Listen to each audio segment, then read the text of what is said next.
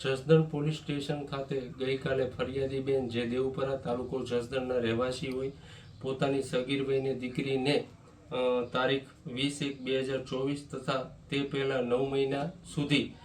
તેના કૌટુંબિક સગીર વયના ભત્રીજા કૌટુંબિક દિયર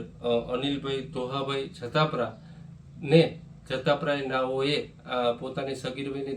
દીકરીને અવારનવાર શારીરિક સંબંધ બંધાવી અને ગર્ભ રાખી દીધેલો હોય, જે અન્વયે તેઓને તેના કૌટુંબિક દિયર મુકેશભાઈને આ બાબતની જાણ કરતા મુકેશભાઈ ગોરધનભાઈ જતાપરાએ તેઓ એ ફરિયાદી બેનને ધમકી આપેલી જો કોઈને વાત કરશે તો મારી નાખવામાં આવશે અને આ ગર્ભનો હું નિકાલ કરી દઈશ, જેથી આ કામે આ જે મુકેશભાઈ છે તેને કમળાપુર શ્રીજી હોસ્પિટલ ખાતે ડૉક્ટર રાદડિયા સાહેબનો સંપર્ક કરેલો અને આ સગીર વયની દીકરીને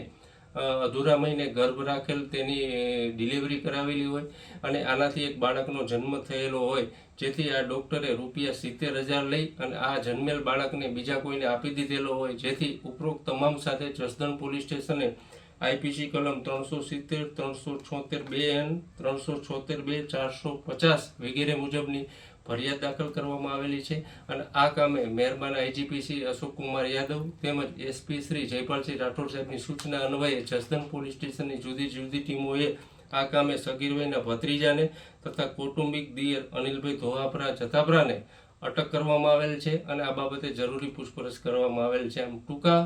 સમયમાં આરોપીને અટક કરવામાં